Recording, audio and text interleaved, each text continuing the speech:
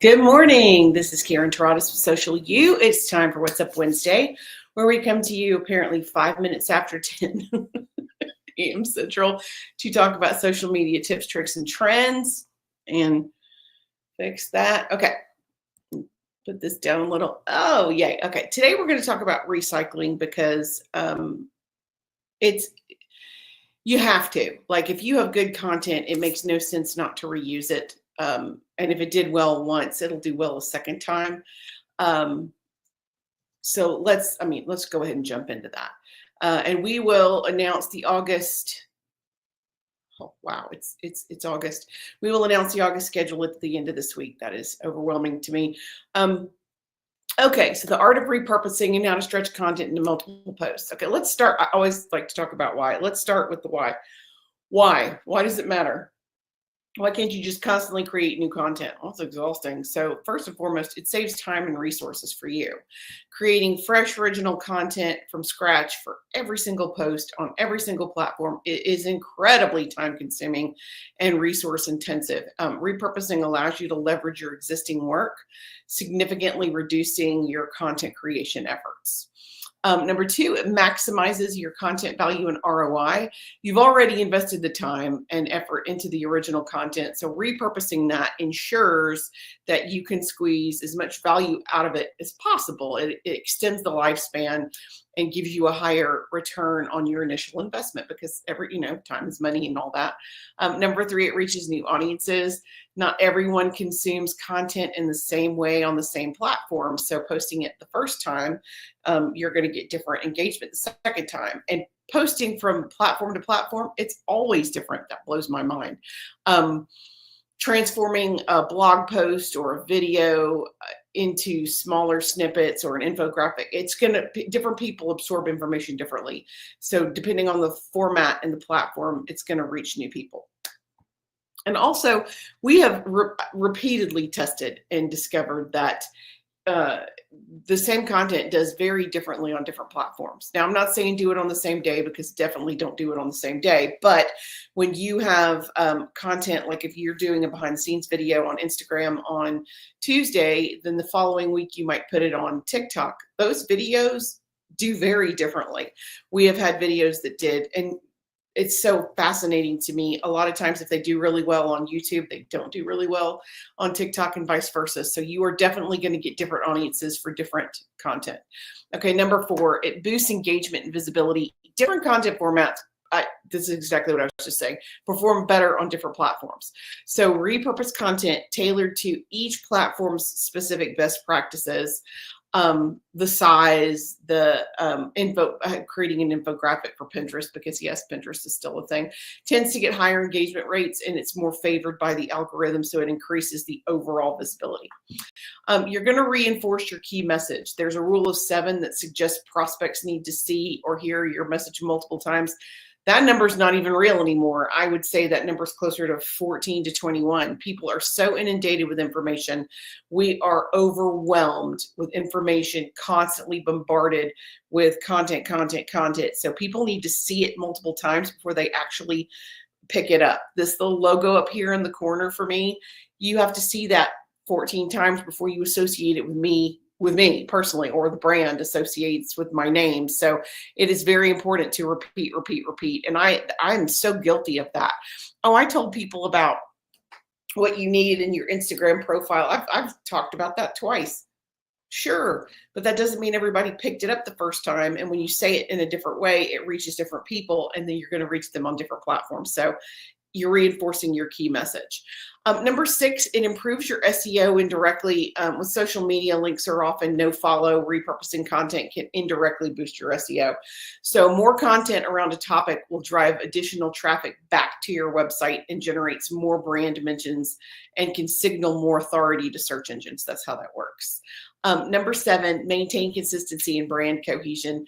By adapting core messages and visuals across different platforms, you're going to ensure a more consistent voice and identity, and it strengthens that brand image. And look, small business owners, at some point, one day, you're going to want to retire. Let's see. Of course, our biggest TikTok of all time. It went mega viral. It had over 10 million engagements. crickets on Instagram, which blows my mind. But yeah, it totally happened that way, which is crazy. And I love that Becky commented. So you can see we're on StreamYard, and I love that. I love that. Here, let me do it down just a little bit. You can put the comment below, and even though we're streaming on Facebook, LinkedIn, and YouTube, when this live is over, her comment will only post to Facebook, which I think is so incredibly cool. Shout out to StreamYard. Okay, it establishes authority and thought leadership. So consistently providing valuable information across various platforms reinforces your expertise and positions your business as a go-to authority in your niche. Yeah, it's South said niche.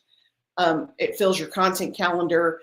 When you're staring down the barrel of a deadline and you know you're going on vacation on Monday and it's Friday and you got to get it done, repurposing is an excellent way to maintain consistent posting schedule without all that pressure of the constant generation of a new idea.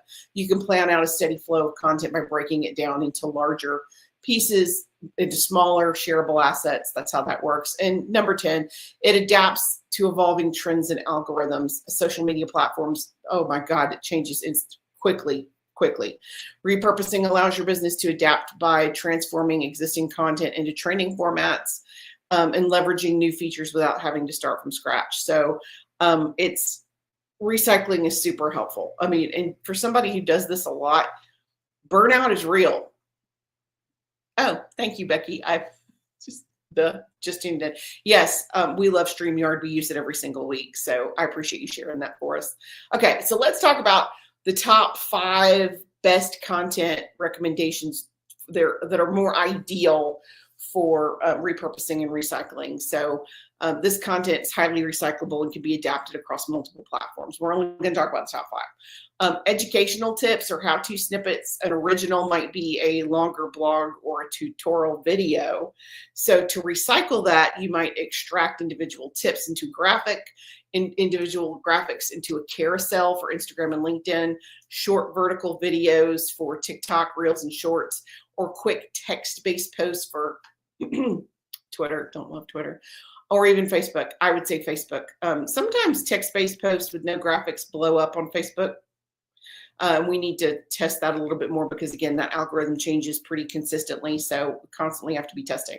Okay, something else, number 2. And this is really overlooked a lot. Behind the scenes glimpses, they work. People really like engaging with you and your team. It makes you more relatable, especially if you're transparent and you are, Hey, Mo and Deb, how are you guys? I hope you guys are doing well. I just love them. They're cooking creators. If you don't know who they are, you should definitely go follow them on Facebook. Just great recipes, very transparent and personable, which is what I was just talking about. So, hey guys, it's nice to see you today. I got super distracted. But behind the scenes glimpses, fails, like in a great example, like Mo and Deb, if you burn it, show it anyway. I think it's normal. It makes you relatable. People mess up. Everybody has put in, well, maybe not everybody, but they've substituted the baking soda for the baking powder. So bad to do that, but it happens. And I think it's okay to tell people. I think it's okay to let them know, oh, oops, we got this wrong. So an original longer video showing your team at work doing product creation or office culture, like for us, our behind the scenes is mostly our team laughing in the background because we can't get it together to make the video. So when you recycle that content, you can pull out part of the behind the scenes to go with the original. You can use it as an engaging, of course, clips, shorts for Reels, TikTok, YouTube, especially YouTube.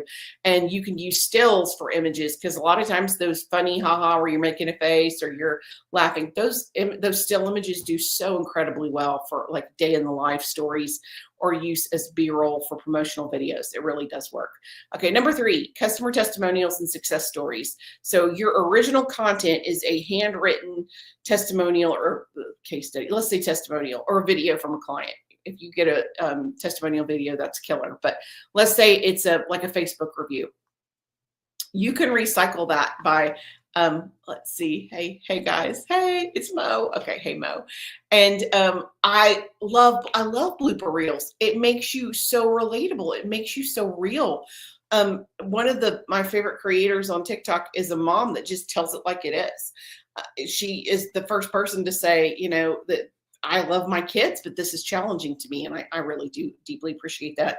And so do other people because she does really well. So love the bloopers. We do really well with bloopers too. Okay, so customer testimonials. Let's say you have a testimonial that was originally created on Facebook testimonial. You can do a screen grab and put it on a graphic background and repost it. Absolutely. You can also take pieces of it out. If you have a really long testimonial, you can take out different sentences. Don't alter them, but you can lift very specific pieces and show it multiple times instead of just the one.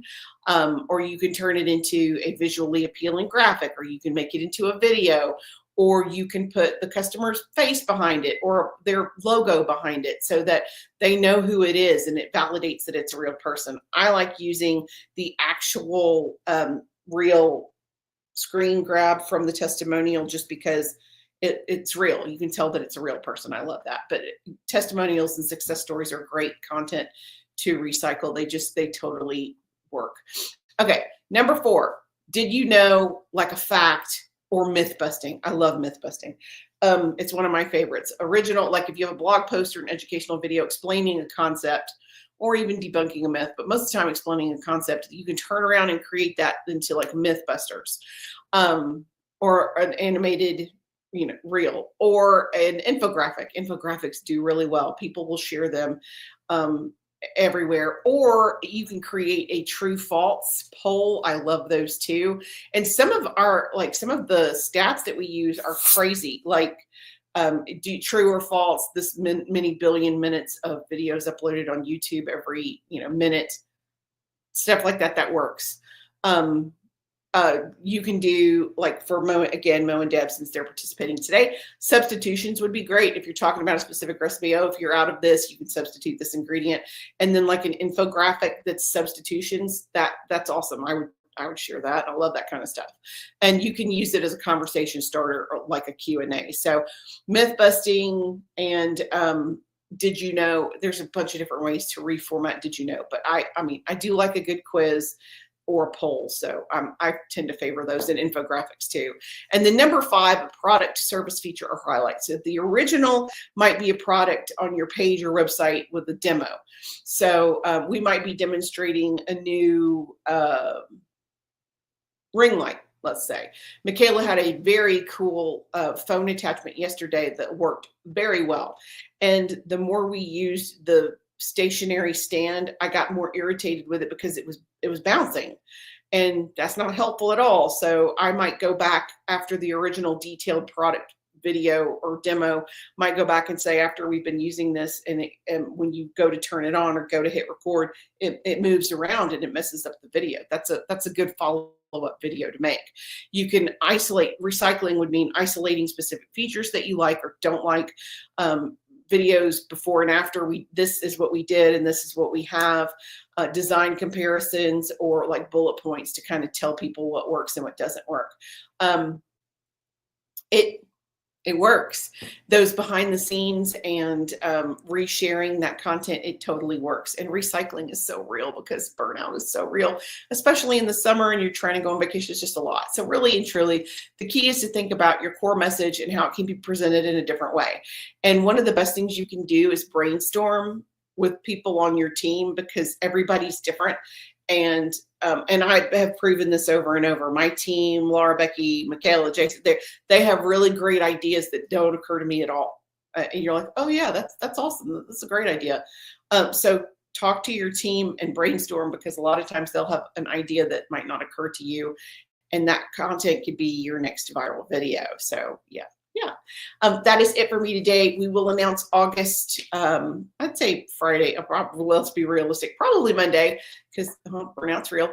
So thank you guys for joining me. I appreciate it. If you have any questions in the meantime, feel free to leave a comment on any of these videos or send us a direct message. And until next week, I am Karen Taradas with Social You, and I'm here to help. Thanks, guys.